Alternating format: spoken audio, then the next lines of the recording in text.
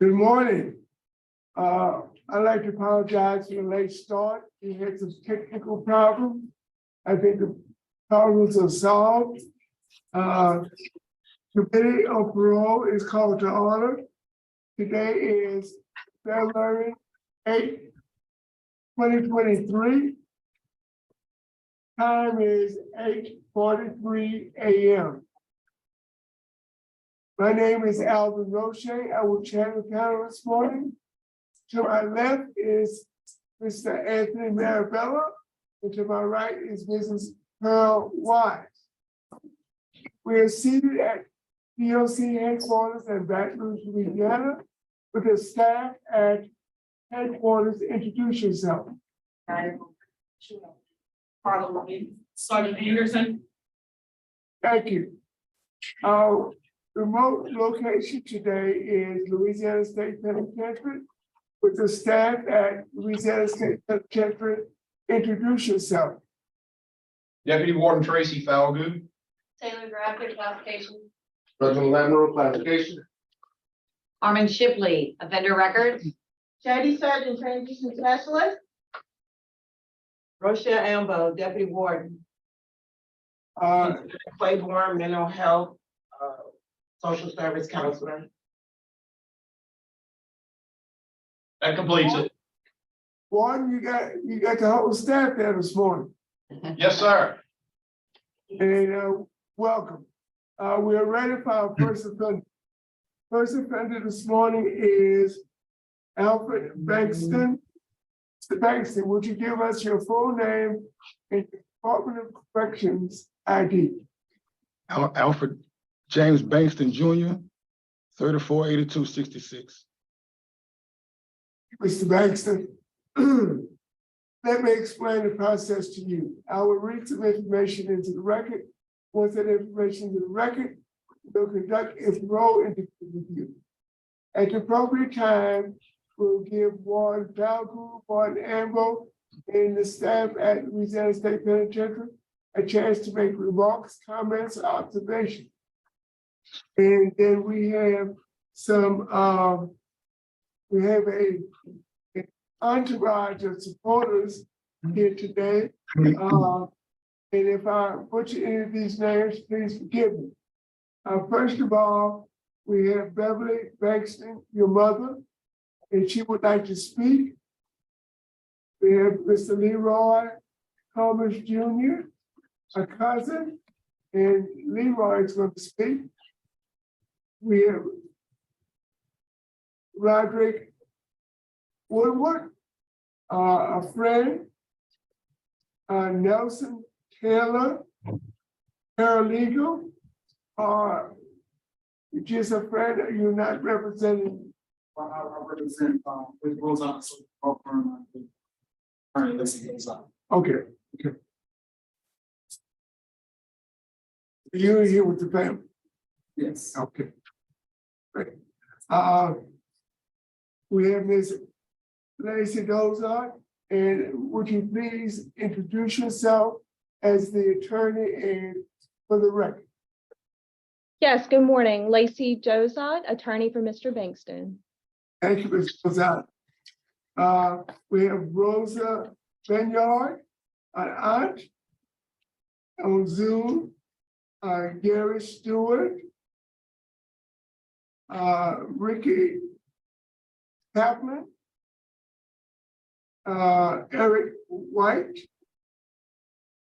Raquel Eason, Charlotte White. Mr. Eason is a godson, and Charlotte White is a cousin. Betty Carter, aunt, and Roosevelt Polk, a friend. And third speaker will be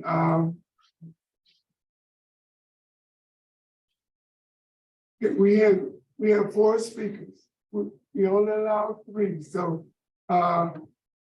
Miss Betty Bankston, the mother, I know what she wants to speak. Leroy Thomas, the cousin, Nelson Taylor is the paralegal. I'm gonna let Ms. Dozette speak for this. So speaking today will be his mother, his cousin, and another cousin, Ms. Charlotte White. Thank you. After everyone is, before we vote, we will allow you time for a brief statement on why we should grant you parole, and then we'll vote. Do you understand the process? Yes, sir. Mr. Bankston, your DOC number is 348266. You're currently 50 years old. You're a third felony offender. And your offenses are in East Baton Rouge Parish, armed robbery. You were sentenced on July 27, 1998, and you received a 72-year sentence.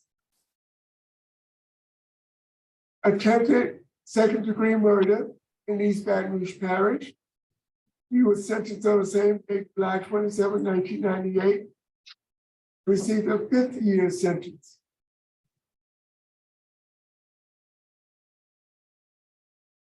Conspiracy to commit armed robbery. You received a 49-year, 6-month sentence in East Baton Rouge Parish on the same date, July 27, 1998. All of these are running concurrently, so your total sentence is 72 years. Is that correct? Yes, sir. Your parole date is August 1st, 2021. You're not eligible for good time, and your full term date is March 4th, 2070. Is all this information correct? Yes, sir. Your case has been assigned to me, Mr. Bankston. Good morning. Good morning. Mr. Bankston,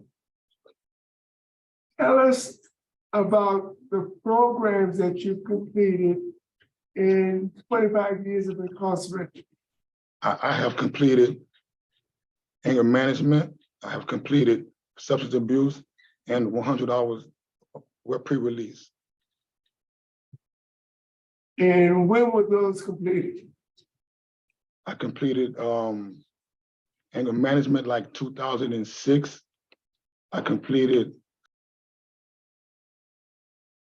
2016, I want to say. And 100 hours pre-release was like 2013 or 14. Great. So you didn't wait till you knew that you were eligible for parole to start taking classes? No, sir. I wanted to better myself. Oh, I'm sorry. Okay, that's what I was trying to get at. Okay. Now, what is your, well, I was going to ask you, what is your job assignment in Angola, but I understand that you're in GED classes now. Is that correct? Yes, sir. And I'm a healthcare orderly. So basically, you're in GED classes all day. Yes, sir. And when are you orderly with the hospice or at the infirmary? I'm a healthcare orderly in the dormitory. We have a dormitory that's housed patients as well. Okay. And when do you have time to do your duties as an orderly? After school, like at 3 o'clock. Yes, sir. We are to school at 3 o'clock. And from 3 o'clock till I go to bed, I help people. Okay, great, outstanding. So are you a trustee? I'm a Class C trustee. Class C trustee. Yes, sir. And how long have you been a Class C trustee? I think about since 2013 or 14. Excuse me. Have you applied for an upgrade? Not since then, no, sir. Tell me about any skills or vocational training that you received while incarcerated or before your incarceration. I worked in the kitchen. I've been in school this whole time and trying to get my GED. How far along are you on the GED? I have taken my HiSET test and I've passed 2 of those classes, or 2 of those subjects. And well, I'm right there. I'm working on it. Okay, great. Now, tell us why this panel should vote to release you with almost 47 years left. I have taken the self-help classes that gave me a new way of thinking. I'm a healthcare audit that gave me compassion and love. And my mother, I'm my mother's only child, and I have caused her so much heartache and pain. And I just want to get my life on track and make a life with her. And I'm deeply remorseful toward the victims for my unthoughtful actions. Mr. Bankston, I hate to do this with the family here, but you hadn't got your life on track yet.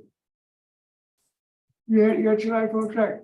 In 2021, we had 3 serious Class B disciplinary write-ups.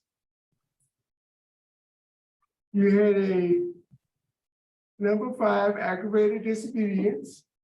What was that about? Yeah, I was in the shower, and I wasn't trying to disrespect anybody. I was raised by my mother and grandmother. When I got out of the shower, I did apologize to the lady, but I learned something from that. I learned that I had to pay attention to the risk. What did you apologize for? For disrespecting the lady while I was in the shower. Okay. And that's why you got the 21E also, Yes, sir. right? Now, tell me about the contraband. That was smoking tobacco. So that you had been incarcerated for almost 23 years, and you smoking tobacco, which you know is against the rules. Yes, sir. You've not gotten it on track yet. Let me just read a little something. You have 30 plus disciplinary write-ups in 25 years of incarceration, and the last 3 being only 14, 15 months ago. 21E is a very serious write-up, aggravated disobedience, and contraband. You're a sex offender. Have you ever had sex offender treatment? I'm backlogged for risk management as we speak. So you're a sex offender treatment. You have a terrible supervision history. You've been revoked on 3 occasions, 1994, 1995, and 1997. You've been arrested 3 times for sex offender registration. The East Baton Rouge Parish District Attorney's Office is adequately opposed. East Baton Rouge Parish law enforcement is strongly opposed. Your victim has submitted a very strong statement in opposition. You have a history of violence. Your institution record should be good, but it's fair. And you need some more good time programs. Thank you for a change. victim awareness, Malachi Dance, MRT. There's a whole bunch of programs that you can take. But I'm not so much worried about the programs, I'm worried about your disciplinary conduct. If you can't follow the rules while you're incarcerated, how are you going to follow the rules on supervision when you've been revoked on 3 occasions and been arrested 3 times for not registering as a sex offender? I have learned, Would you like to respond to that? yes, sir. Since my last disciplinary, it was the teacher for me. I have noticed, I have realized that I had to notice the slightest risk in my thinking. And that's what keeps me moving forward in a positive direction. I'm grateful for that tidbit and that skill, and that's what I use from then to now and for now on. I believe you, Mr. Bankston, I really believe you. But I need to see more time where your disciplinary conduct is right up free for at least 2 to 3 years. I need you to finish that GED. So when you do get out, you'll have a GED and you'll be more marketable in by job. But with the supervision history, the history of violence, the extensive criminal background, and those write-ups, you understand exactly what I'm saying? Yes, sir. Any questions? I have one question. You go. No. I just noticed, there was a hospital stay, in 21. How are you medically? At that time, I had contracted cellulitis. At the same time, I have rheumatism arthritis, and I have been dealing with that since I was a child. Doing pretty good now? Yes, ma'am. Because I see your employment plan is to be a car salesman. Is that it? No, ma'am. What is it? Working at Thomas Chapel Cemetery Oh, okay. as a groundsman. Oh, okay. That's right. That's right. I'm thinking about another case. All right. Well, thank you. That's all I have. Mr. Barrow? Thank you. Good morning, Mr. Bankston. Good morning. Mr. DOC, it's wonderful to see you again. How are you? Good, Your Honor. Good morning. Morning. Mr. Bankston, I'm looking at your record. In 1994, I think you were 21 years old. You had a carnal knowledge charge. Is that right? Yes, sir. Tell me a little bit about that. What was that? What were the facts of that case? I was at a party. There were drugs involved, and I made some bad decisions. I made a bad decision How old was the young woman? about 13 or 14. Let's talk a little bit about your drugs. How long had you been using drugs? I started using drugs like at 13 years old. What kind of drugs did you start using? Well, I started with marijuana and then it escalated to like cocaine. And how often were you using cocaine? Basically like every day. Were you using cocaine when these robberies occurred? When this robbery occurred? Yes, sir. Have you ever had treatment on the outside? No, sir. And you've indicated you've taken some substance abuse programs and some classes while you've been in prison. Tell me what your sobriety plan would be. How do you intend on staying sober when you get out? I noticed my triggers. I know that I don't need drugs to cope with life. I don't need drugs to get over stress. What are your triggers? Stress? What else? Stress and trying to cope with life.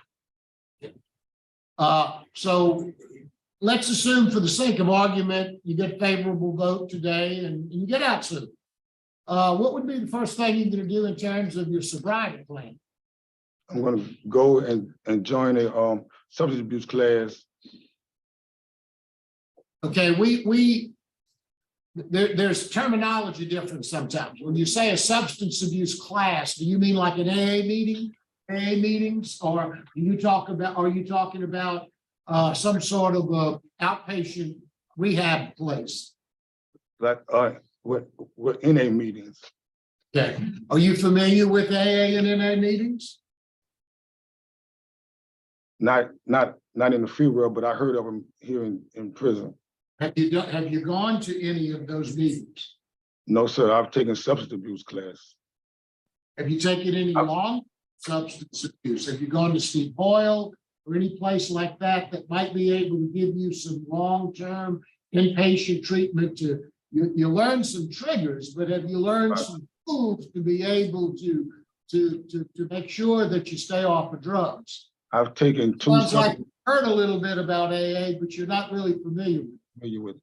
I've taken 2 substance abuse classes, and I learned that, like I said, my triggers and the habit. You familiar with the 12 steps? No, sir. All right, that's all I've got, Mr. Roche. Thank you, Mr. Mirabella. Warden Falgu, Warden Ambo, would you like to make any comments, remarks, or observations? Mr. Roche, I think you've been pretty thorough in your questioning. I don't have anything else to offer. Thank you. At this time, we'd like Mr. Leroy Thomas Jr. Would you like to come up and make a statement? Yes. Yeah, important.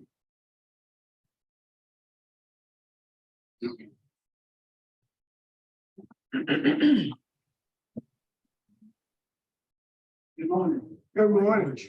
Before we start, I'd like to say a few things. I was in the Navy. I from the fire department 27 years. Never called in sick, never. But if you feel that my cousin not today, he has a home with you. And if he needs to do something or go somewhere, myself and a lot of others will make sure he do. His mother, my aunt, and I run Thomas Shop. And we constantly need ground people, so he will work. And believe me, it is work. So I say, we have a service to the public, people time to get to see.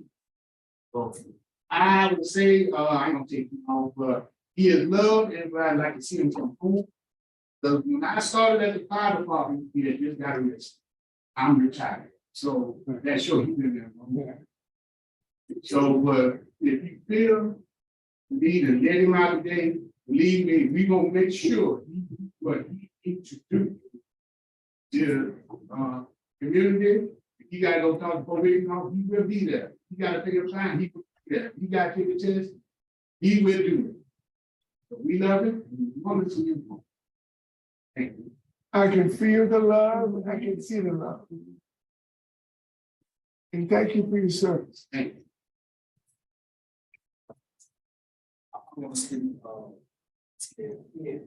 Okay. Introduce yourself for the record and your connection with this case. Nelson James Taylor Jr. I work for Roseanne Associates Law Firm. Also, I'm here as a friend as well. I want to kind of stand in the gap in context to what we want earlier. I think y'all know me. I've been before. I did 19 years in prison as well. I am a registered sex offender. His record is actually probably better than mine. Of course, when I was in prison. Yeah, 30 some miles. I had 11 more. So I'm trying to give a little context to prison record. I know his name. We were in the same camp. I first came to prison, and I've seen it. I know he will. And I know that if given a chance, he will flourish because he has to. He has Rose Island Social Golf Run behind him. He has me behind him. He's going to make sure he does everything he needs to do to be successful. I want to talk about that. This is what Labyrinth 21. In our red report, in all 21 analysis, and we talked about what happened. Officer came to the dorm. He didn't get officer to the dorm, so he was turned around. And when she came through and she saw him, that he was still turned around, she got upset. And he said he turned around since she came in, but but the report said that he was, but if you read the report, said that she gave him several direct verbal orders to stop. We're gonna sit there and give several direct verbal orders. Stop doing that. Stand there. It doesn't really make sense. Also, I want you to also look at sentencing. 21 is one of the most serious offenses that you get. You know what they gave him? They gave him isolation of the that never happened. Ever. So obviously, this year board kind of like also has to have credibility. Always also going to probably be more credible than the offender. But this circumstance kind of, we may believe that he wasn't actually doing. Can you wrap it up, Mr. Chairman? Yes, sir. So saying that when I'm looking at in this context, you good man, you ready, stand ready, we're here to stand in the gap for him, let our people be successful. That's what going on about. Getting people out and be successful. Thank you. Attorney Dozak, Mr. Nelson was speaking as a friend of the family, not in a legal sense. Thank you. His mother, Ms. Beverly. Good morning, Ms. Beverly. I know Alfred as my son. Alfred was born unfortunately. But I'm happy that he survived. I had a daughter prior from the same birth defects that didn't me. Alfred has learning disabilities. There's a part there in the hemisphere part of the brain that never developed. It was difficult, and he has been trying to get a GED for years, but that there are some parts that's just not. So to bridge that gap, we've been working. Excuse me. I went back to school to learn how to help him bridge that gap. Some of the classes he has taken has been really good in helping for him to do that. Maturity, I see where he has so much more. And when the desire he has to be that he knows that he can be. I know for a fact that I saw changes in him, the compassion in him, the thinking of other people. He tells me, Mom, you gotta step back, don't let emotions get involved. You gotta just step back, take a few minutes, assess what's going on, something like, okay, thank you, Lord, because I can see the growth in him, I see the maturity in him. And most of all, I see the desire for him wanting to give back to the community. He started donating to the Abuse Girls Center in Baton Rouge. I'm not sure the name. I live in Florida. He sends donations. He was sending donations. He sent donations to a church in some small community here that was a part of us, continent. So he started doing that. He really wants to give back. He wants to prove himself that he is and could be. Personally, I do believe, and I am proud of the man that he has become. Because from where he was to where he is now, he is totally a different person. And he's a good person. I am here to support him, and I'm willing to support him in anything he needs. Outside classes, whatever he's needing to help him become and to become that respectful citizen and be able to move forward in his life. An opportunity over having his life has been there. And I just want to say that if you favorably release him, he will definitely, we will make sure he will be on the right track and get the help that he help people need to help him become that. Thank you so Thank much. you very much. Thank you so much, Ms. Bankston.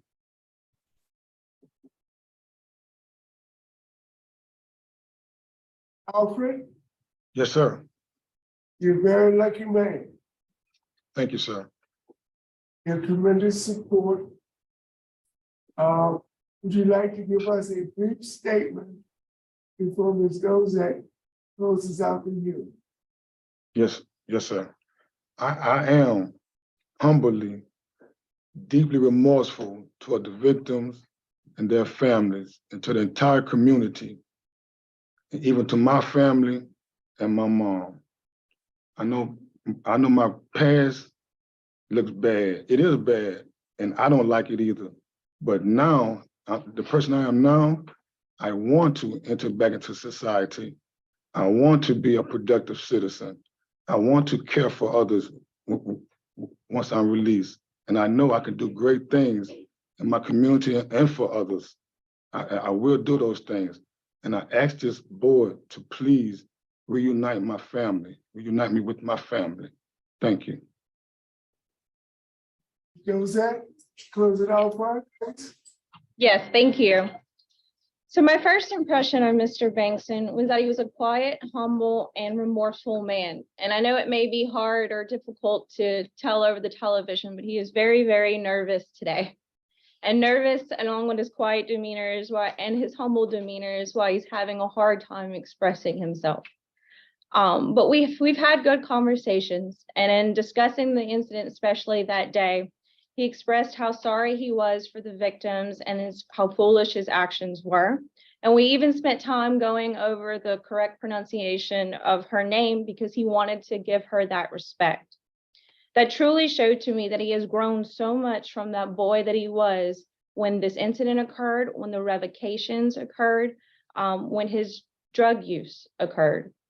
He has worked so hard to better himself while incarcerated, and that's apparent from the stack of certificates that he has earned. But what it's more important is that he has learned how to love himself and others, and he has learned the value of human life.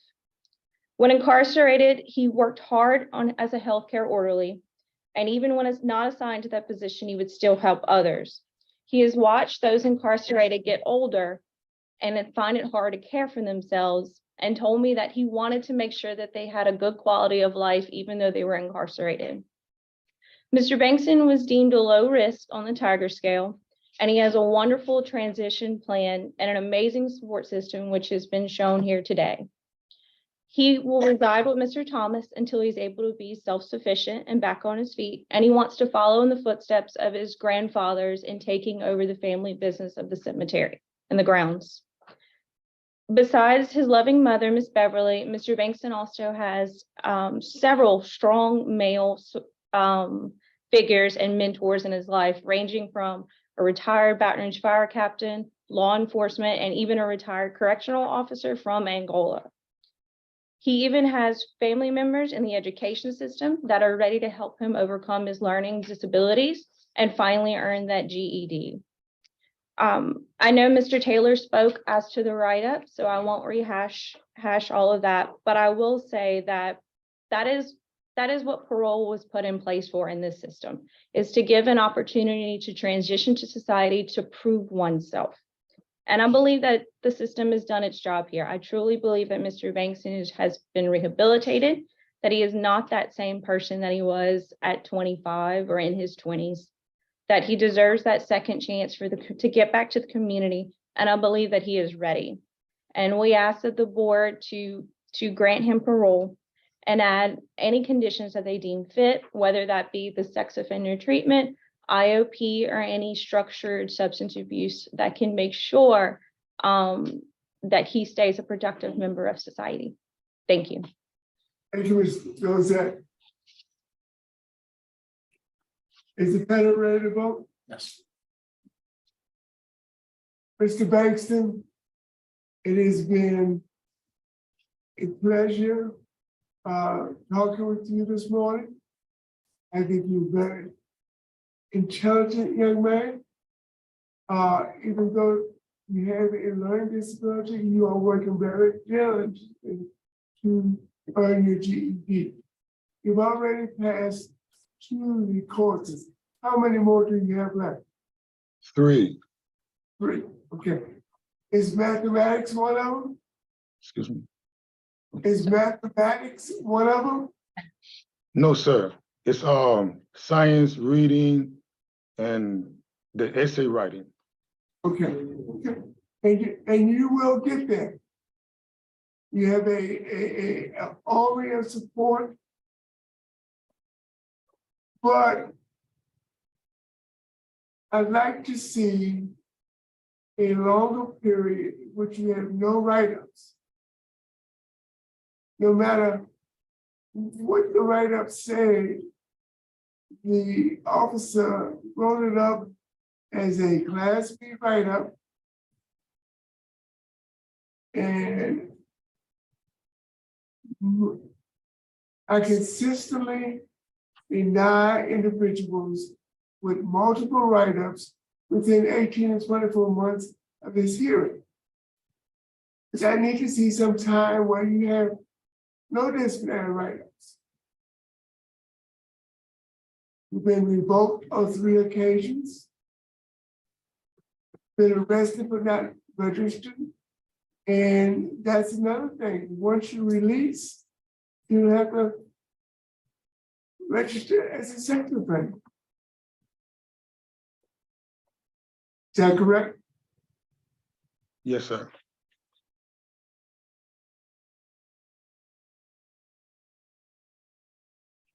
You've taken anger management, but you do have a history of violence. The combination of all those things leads to me to believe that you need some additional time to work on that GED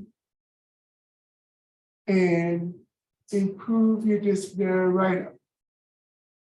All those things, the supervision, the arrest for not registering is in the past. And I think it will be in the past. I need to see better disciplinary conduct in the future. And I need you to continue working on that GED. So based upon poor supervision history, general disciplinary conduct that's unacceptable, law enforcement opposition, victim opposition, I'm going to deny your request today. And I'm going to ask you to continue to work on your disciplinary, continue working on the GED, and next time, maybe it will be different. I would like to see you rolled out to a long-term substance abuse program so you can have that treatment before you release. So when you are released, you have a GED, you have long-term substance abuse, and you'll be ready to go. This family will support you when you get released. And I want you to have everything necessary to be successful. My vote is to deny. Mr. Mayor Bell. Thank you, Mr. Rochette. Mr. Bankston, you're 50 years old, is that right? Yes, sir. Been in prison half your life. Yes, sir. History is not good. Your criminal history is not good. You've been revoked a number of times. But I don't think you're the same person that you were when you came to prison 25 years ago. It's clear to me that you have worked very hard. You've done a lot of things. Your disciplinary record overall is very good. 30 write-ups in 25 years, that's not bad at all. You do have these last couple of write-ups here. Mr. Taylor sort of explained a little bit about what may have happened, and I realized that those were recent, and I do understand that. But as I look at you as you are today and what I've seen here today and the family support that you have here today, you've got good family support, you've got a good transition plan. I am concerned about your substance abuse issues. You said you were going to do some AA meetings when you come out, but I don't really think you have a grasp for the AA meetings and what they are and what you need to know about these things. Okay. I also agree with Mr. Roche. I'd like to see you get your GED, but I have a little different view than what he has. I think you're ready. My vote would be to grant conditionally upon your enrolling in a long-term substance abuse treatment program in DOC, such as Steve Hoyle. I think that would give you've got 9 months to complete that. And once you get out, follow those recommendations of Steve Hoyle and do 3 AA meetings per week and report to your your parole supervisor weekly, at least for the first 90 days. And of course, follow all of the sex offender registration requirements. I'm only 1 of 3 votes. That's my vote. Good luck to you. Thank you, Mr. Turbo. Mrs. Wise. Mr. Alfred, I want you to know that you changed my mind today. Your family support, when I read this case last night, you changed my mind today. Although you were nervous, you presented well. What I see today is you've always had this support, but now you got sense enough to listen to them. Now you want to be like them. You figured out that they were on the right track and you were not. That's what I heard today. And that's encouraging for me. My vote is to grant as well conditionally after you complete DOC's substance abuse program. And if time permits, the sex offender program as well. We had a case a couple of weeks ago, the lady took 23 years to get her heart set. So when there's opportunities now on the outside to get your heart set, just stay on it. And I concur with the special condition that's set forward by my colleague with the added condition that you undergo random drug screens during the entire period of supervision. That means the officer can call and say, I need you in my office by 1 o'clock today and just do a drug screen. And if you got support there, they'll do that. If you don't stay clean and sober, none of this is going to work. Best wishes to you, sir. Mr. Bankston, you have received 2 votes to grant your request under certain conditions, and you received 1 vote to deny your request. Based upon you not having a GED, your request for early release has been denied. You have a good day. Thank you.